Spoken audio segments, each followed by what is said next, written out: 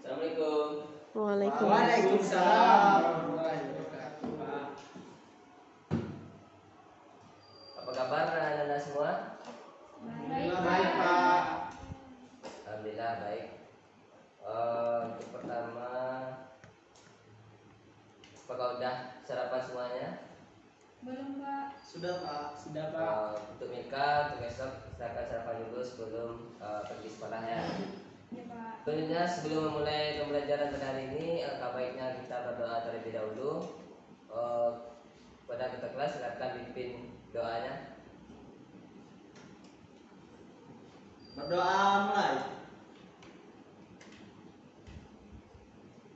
Selesai.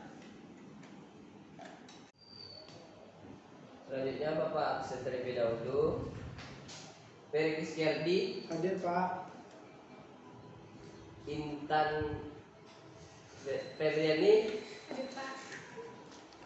Nurul Pratiwi, Hadir, Pak. Milka Saputri, Hadir, Pak. Rizky Anwar, Hadir, Pak.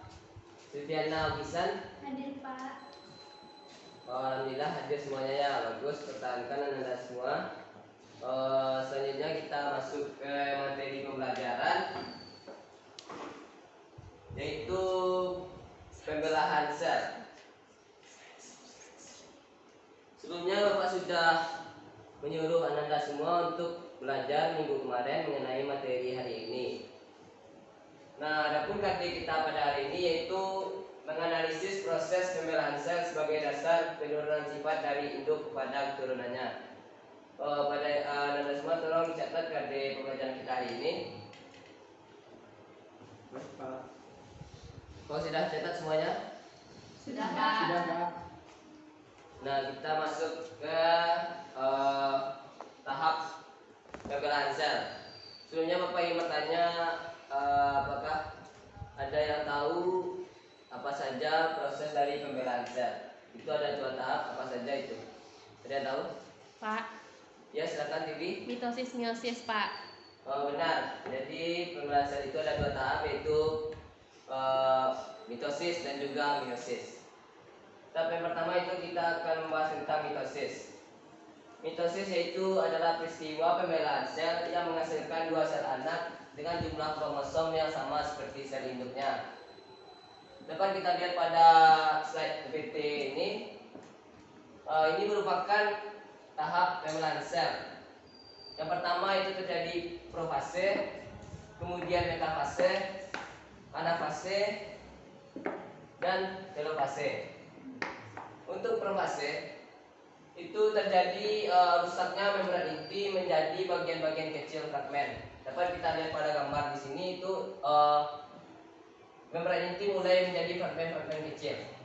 Kemudian itu benang-benang kromatin akan memadat dan menjadi kromosom. Nah, benang-benang kromatinnya itu berada di sini dan ini akan memadat menjadi kromosom nantinya.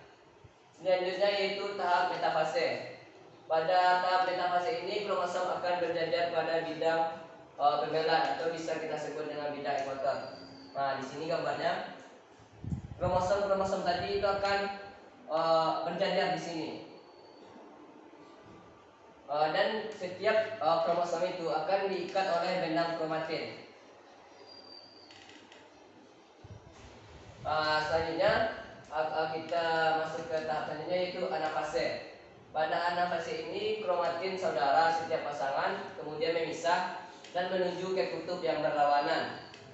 Nah, di sini kita lihat pasangan kromosom yaitu terjadi 2 renggang kromosom akan tertarik ke arah kutub yang berbeda. Satu ke kutub sini dan satu lagi ke kutub ini.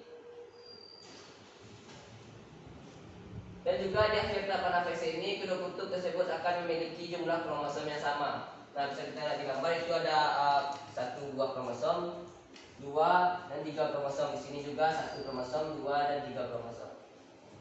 Nah, tahap terakhir dari mitosis ini yaitu telofase. Telofase yaitu bergabungnya kembali membran inti dan mulai meregangnya kromosom.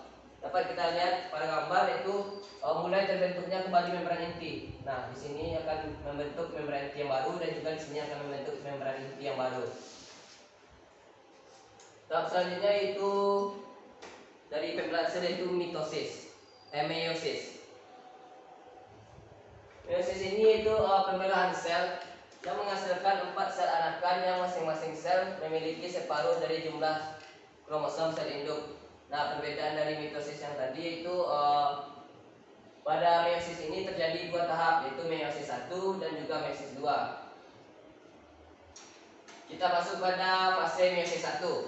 Di sini terjadi awal tahapnya yaitu profase 1.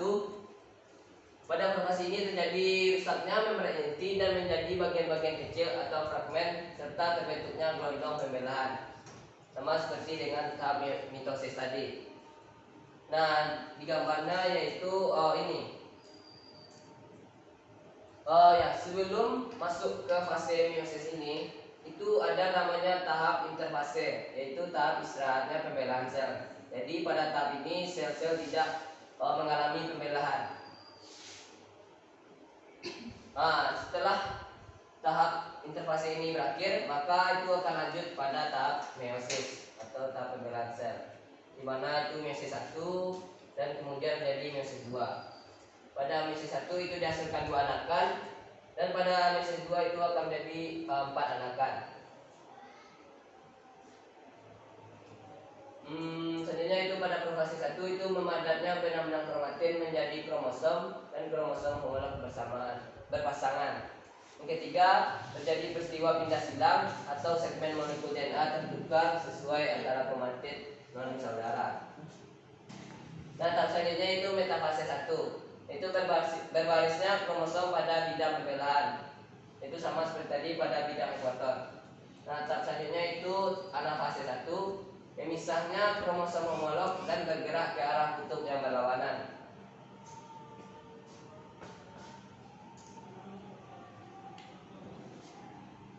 Nah, tahap selanjutnya yaitu telofase 1.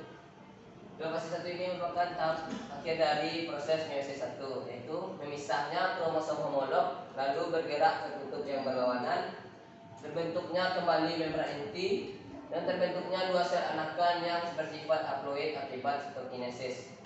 Seperti yang pada gambar tadi, itu ada 2 sel anakan pada proses meiosis 1 ini. Selanjutnya yaitu fase meiosis 2. Nah, meiosis 2 ini itu ada profase 2, metafase 2, anafase 2, dan telofase 2.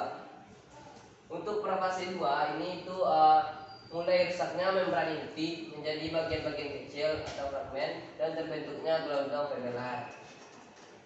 Yang kedua itu mulai bergeraknya kromatid ke bidang pembelahan. Setelah itu masuk ke tahap metafase 2. Pada metafase 2 ini berbarisnya kromosom pada bidang pembelahan. Dan yang selanjutnya itu anafase 2. Pada anafase 2 ini terpisahnya kromatid dan bergeraknya kromatid ke kutub-kutub yang berlawanan. Dan tahap yang terakhir itu telofase 2. Pada tahap ini nukleus terbentuk dan terurainya kromosom sehingga membentuk kromatid. Dapat dikatakan proses dari meiosis 2 ini sama dengan proses mitosis. Namun yang membedakan dari proses mitosis dan meiosis ini yaitu sel anakan yang dihasilkannya. Pada tahap meiosis 1 itu anakannya dihasilkan 2 dan kemudian lanjut ke meiosis 2 itu anakannya menghasilkan 4 anakan. Sebelumnya Bapak ingin bertanya, adakah yang tahu apa saja perbedaan dari mitosis dan meiosis? Siapa yang bisa menjawab akan dapat nilai tambahan. Sebutkan seberapa tahunya Anda semua. Pak, Ya, silakan pada TV.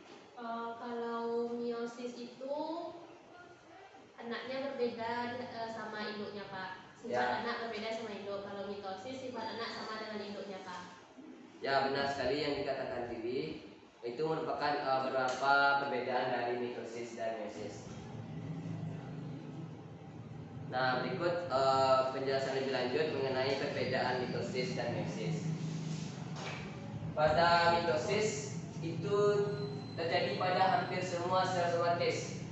Sel somatis ini dia tahu apa itu sel somatis? Oh, tidak, baik. Kalau begitu Bapak kasih tahu, yaitu sel somatis ini adalah sel anggota tubuh. Sel yang berada di tubuh kita ini berarti itu disebut dengan sel somatis. Nah, kemudian itu perbedaannya itu pada meiosis itu hanya terjadi dalam alat pembiakan generatif. Jadi selanjutnya pada mitosis itu terjadi satu kali selama satu daur, sedangkan pada meiosis itu berlangsung dalam 2 tingkat selama satu daur, yaitu meiosis 1 dan meiosis 2.